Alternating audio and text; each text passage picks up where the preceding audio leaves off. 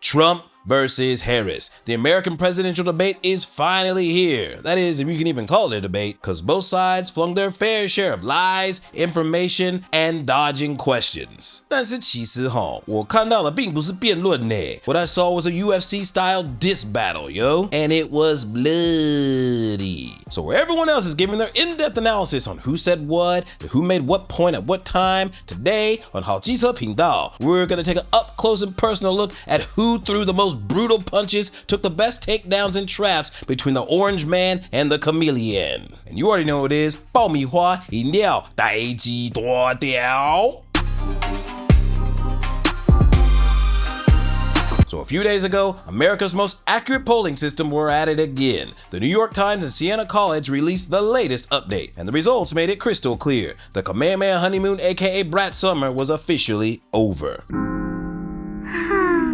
The orange man was now leading Kamehameha by nearly 2 points, and there were 2 categories out of this poll that stuck out the most. 60% of the country believed that America was headed in the wrong direction, and most importantly, nearly 30% of the entire country believed that they needed to know more about Kamehameha Harris before they could make their final decision. And the majority of that sentiment came from the West, the North, and the Northeastern United States, all areas which have crucial swing states. So that left 2 missions for Kamehameha in this debate. Number 1, don't stutter and don't serve up any word salads. And number 2, show the world who you really are. And the orange man only had 1 mission. Do not be too Donald Trump. And that brings us to our first punch. This debate started off with one of the 3 biggest issues for the American people, the economy. And Kamala immediately made her first mistake when she tried to corner the orange man with 4 numbers. What you're gonna hear tonight is a detailed and dangerous plan called Project 2025 that the former president intends on implementing if he were elected again. Number 1, I have nothing to do, as you know, and as she knows better than anyone, I have nothing to do with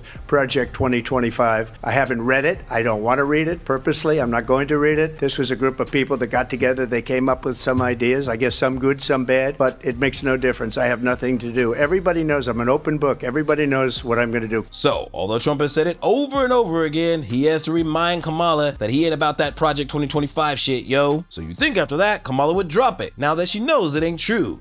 Nope. Because as you're about to see throughout the course of this debate, she'll bring it up 2 more times and try to throw it in his face. And this just makes her look very untrustworthy. So with this, Kamala has punched herself in the gut. But when it comes to pushing lies, she don't stop there. Kamala then tries to go after Trump's trade tariffs by relabeling them sales taxes on the American people. My opponent has a plan that I call the Trump's sales tax, which would be a 20% tax on everyday goods that you rely on to get through the month. First of all, I have no sales tax. That's an incorrect statement. She knows that.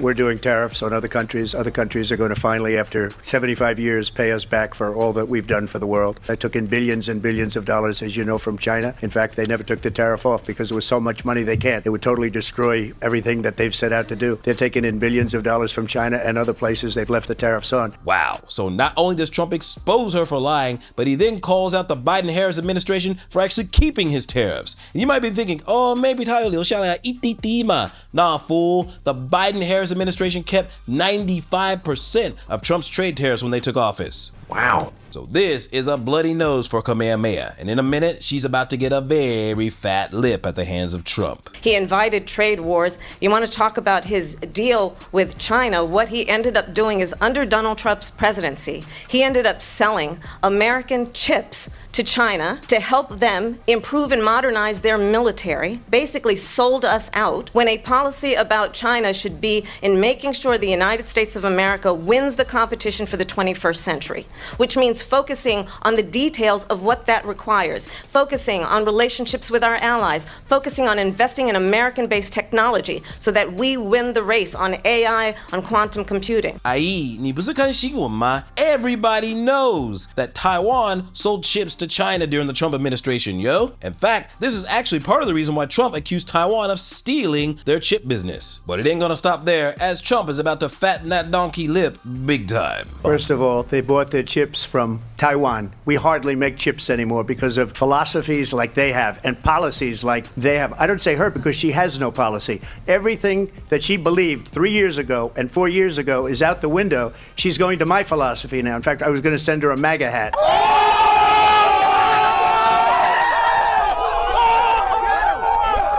Ooh. God damn, that was gangster, son. So now Trump has Kamala on the ropes. And as the topic switches to abortion, something very weird and unexpected is about to go down. The plan is, as you know, the vote is, they have abortion in the 9th month. They even have, and you can look at the governor of West Virginia, the previous governor of West Virginia, not the current governor, is doing an excellent job, but the governor before, he said the baby will be born and we will decide what to do with the baby. In other words, we'll with the baby. And that's why I did that, because that predominates, because they're radical. The Democrats are radical in that. And this is where I have to call bullshit, because this has been a big talking point for Republicans for the past couple of months. But what Trump repeated on that stage is 100% fake news. You see, the former governor of West Virginia that he's talking about is Ralph Northam. And what I'm about to show you is a clip that right-wing media outlets and talking heads alike love to use to support their point. There are, when we talk about third trimester abortions, these are done with the consent of obviously the mother, with the consent of the physicians, more than one physician, by the way. And it's done in cases where there may be severe deformities, there may be a fetus that's non-viable.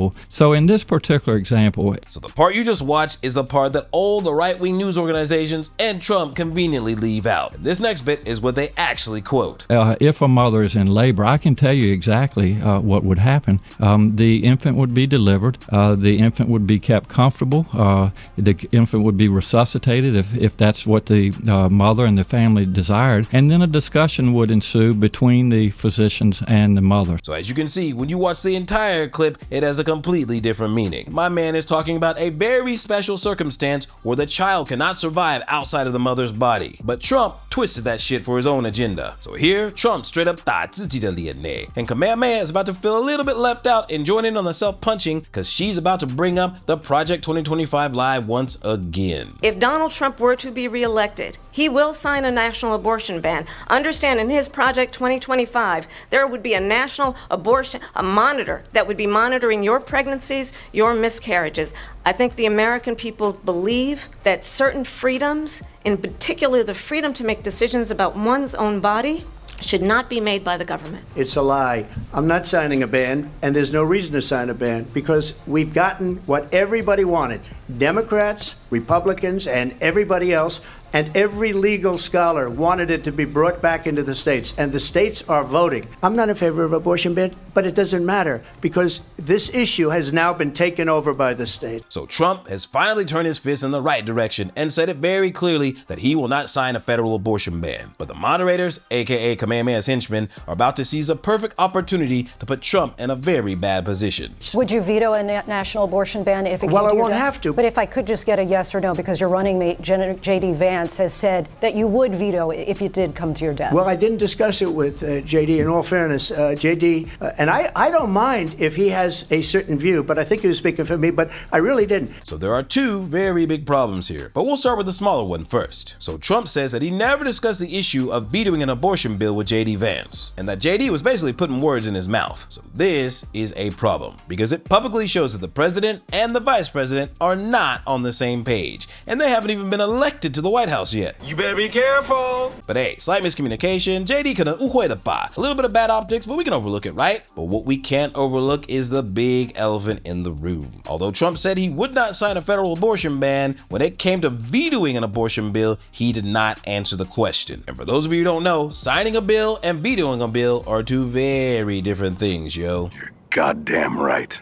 Okay, so if Congress puts an abortion bill on the president's desk and he signs it, it immediately becomes law. But if the president vetoes the bill, he's basically saying, Besai, this shit is whack, yo. Come up with something better and send it back to me and I'll look at it again. And in this case, Congress has one of two options. They can A, come up with something better, or B, try to convince at least 2/3 of Congress to go against the president and override it, which takes a lot of time and it's a fight. But if the president does not sign and he does not veto the bill within 10 days, it can immediately become law. So when Trump doesn't give a straight answer on this, he looks super sus. Because if Trump has ill intentions, he could refuse to sign the bill like he promised, but then intentionally not veto the bill. Wait it out 10 days later and it immediately becomes law. So now Trump is not only 打自己的脸，他其实也在路把自己耶。But where he's got his balls on one hand, with the other free hand, he's about to pimp slap Kamehameha and the moderators with a very unexpected question. You should ask, will she allow abortion in the 8th month, 9th month, 7th month? Come on. Okay, would you do that? Why don't you ask her that question? Why don't you answer That's the question? problem. Would you because veto? Under Roe v. Answer Wade, the question, would you veto? you could do abortions in the 7th month, the 8th month, the 9th That's month, not true. and probably after birth. So although Trump fumbled with that fake news bit, he did ask a very simple but important question. Where in the hell does she stand on this issue? And it was at that moment that the chameleon faded into the background, and America was looking at that lizard all sorts of sus. Who are you? So this fight is getting bloody as fuck. And we're only halfway through. And now we move to another hot topic, immigration. And Kamala starts off her response by reciting the exact same script she used in the CNN interview. So I'm the only person on this stage who has prosecuted transnational criminal organizations for the trafficking of guns, drugs, and human beings. And let me say that the United States Congress, including some of the most conservative members of the United States Senate, came up with a border security bill, which I supported. And that bill would have put 1,500 more border agents on the border to help those folks who are working there right now overtime, trying to do their job. It would have allowed us to stem the flow of fentanyl coming into the United States. That bill would have put more resources to allow us to prosecute transnational criminal organizations for trafficking in guns, drugs, and human beings. But you know what happened to that bill? Donald Trump got on the phone, called up some folks in Congress, and said, kill the bill. And you know why? Because he'd prefer to run on a problem instead of fixing a problem. Okay, so I've been wanting to tackle this one for a while. This bipartisan border bill that she keeps talking about, I read it twice, and it is straight up dog shit. Not only that, but both Republicans and Democrats had serious issues with it. You see, the Democrats' biggest concern about this bill is that it would limit asylum seekers' ability to actually get into America from war-torn countries. And when it comes to the Republicans, they had two issues. Number one, that the bill didn't clearly allocate power, meaning it wasn't clear who was actually going to do what. But more importantly, the Republicans felt that Joe Biden already had enough executive power to execute border control issues without writing a bill. Like, he could literally shut it down on his own. So with that, what's the point in trying to pass a bill to get shit done when Biden could actually get shit done himself? That doesn't make any sense. And it is true, Trump did publicly and somewhat privately try to get the bill killed, but it wasn't all due to him. So if I were Trump, I would use these crucial facts as my defense. But as Kamala finishes up her point, she's about to set a very serious trap. And I'm going to actually do something really unusual, and I'm going to invite you to attend one of Donald Trump's rallies, because it's a really interesting thing to watch. You will see during the course of his rallies, he talks about fictional characters like Hannibal Lecter. He will talk about windmills cause cancer. And what you will also notice is that people start leaving his rallies early out of exhaustion and boredom. It's a trap! It's a trap! Okay, Trump, you've got this. Ignore that last bit. It's a setup. Keep your ego in check. Set the record straight and let her have it. She said people start leaving. People don't go to her rallies. There's no reason to go. And the people that do go, she's bussing them in and paying them to be there and then showing them in a different light. So she can't talk about that. People don't leave my rallies. We have the biggest rallies, the most incredible rallies in the history of politics. That's because people want to take their country back. Our country is being lost. We're a failing nation. And it happened 3.5 years ago. What they have done to our country by allowing these millions and millions of people to come into our country, and look at what's happening to the towns all over the United States. And a lot of towns don't want to talk. It's not going to be Aurora or Springfield. A lot of towns don't want to talk about it because they're so embarrassed by it. In Springfield, they're eating the dogs, the people that came in. They're eating the cats. They're eating the pets of the people that live there. Fuck. What are you doing? Again, Trump punches himself in the dick with fake news, and Kamala's henchmen are about to fact check him in real time and let him have it. I just want to clarify here, you bring up Springfield, Ohio, and ABC News did reach out to the city manager there. He told us there have been no credible reports of specific claims of pets being harmed, injured, or abused by individuals within the immigrant community. Well, I've seen people on television. Let me just say here, this is the people on television say my dog was taken and used for food. Bruh. The people on the TV said it? Oh my God, you're the former president of the United States. What the fuck are you doing getting your intel from Xinwen Baokao? You're so dumb. You are really dumb. For real. Now Kamala sees that Trump is leaking, and she's about to go in on Trump, but on a really, really weird point. You know, this is, I think, one of the reasons why in this election, I actually have the endorsement of 200 Republicans who have formerly worked with President Bush, Mitt Romney, and John McCain, including the endorsement of former Vice President Dick Cheney and Congress member Liz Cheney. And if you want to really know the inside track on who the former president is, if he didn't make it clear already, just ask people who have worked with him. His former chief of staff, a 4-star general, has said he has contempt for the Constitution of the United States. His former national security advisor has said he is dangerous and unfit. His former Secretary of Defense has said the nation, the Republic, would never survive another Trump term. Dick Cheney? This is who you try to stunt on Trump with? The man who literally created the modern military-industrial complex and created the lie of weapons of mass destruction? He is the establishment. His nickname, I kid you not, is literally Darth Vader. Not only that, but then she's gonna try and lay in on Trump's former employees? Well, Trump's response is about to knock her straight into the dirt. See, I'm a different kind of a person. I fired most of those people. Not so graciously. They did bad things or a bad job. I fired them. They never fired one person. They didn't fire anybody having to do with Afghanistan and the Taliban, and the 13 people were just killed viciously and violently.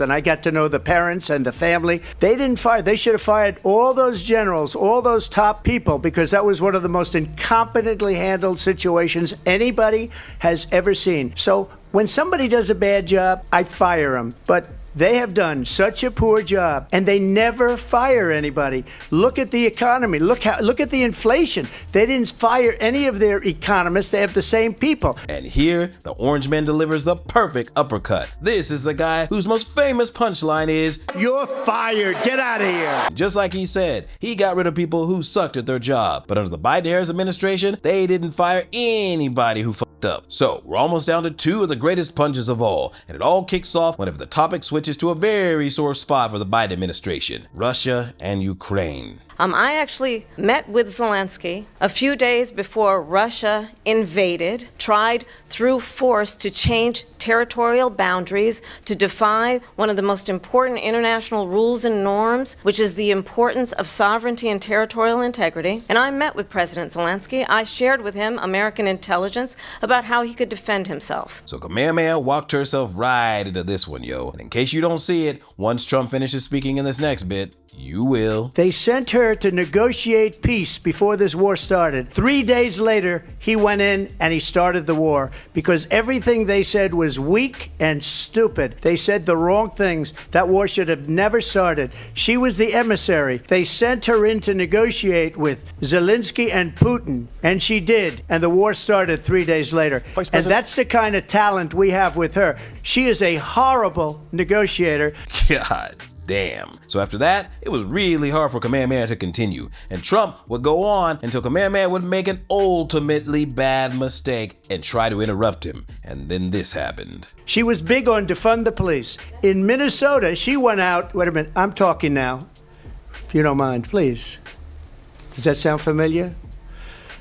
You done fucked up now! This is huge. And in case you don't understand, wakari kongho. The phrase "I'm speaking now" was Kamehameha's ultimate girl boss meme back in 2019 when she debated Mike Pence. Well, let's get but Susan, this is important. Susan, I want to have to add, weigh in if, here. Mr. Vice President, I'm speaking. I'm speaking. This moment is what put Kamehameha on the map back then. And all this riffraff from the Kamehameha's camp before the debate about how they wanted to have unmuted mics was all for the purpose of giving her the chance to recreate this girl boss moment with Trump. But Trump snatched it right out from underneath her.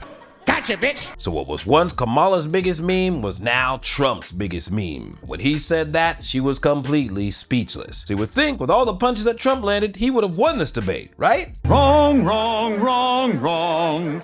Wrong, wrong, wrong, wrong. Well, sure, he punched Kamala really bad, but while he was doing all that, Kamala stuck to her script and blended in like a chameleon. And compared to Trump, who was all over the place and couldn't stick on topic, Kamala looked cool, calm, and stable, where Trump looked like a madman. And as a result, the latest Polymarket prediction showed Trump dropping 3 points while Kamala rose 3 points, resulting in a complete tie. All because Trump was too goddamn Trump. And Kamala, well, she just blended in. You barely barely even noticed her. But to be fair, my man walked into a 3-on-1 because the president of ABC News is the very guy who introduced Kamala to her husband. So needless to say, they were pigeon as fuck, and it showed on camera. Not only that, but Trump is in the middle of suing ABC News. But despite all this, he still walked into that anyway. That is gangster. So, needless to say, this is gonna be a very tight race. And word on the street is Kamala is already down for another debate, which I think should be going down next week if Trump agrees. The way I see it, no matter how many debates they have, it will ultimately come down to one very important question. In this time of war,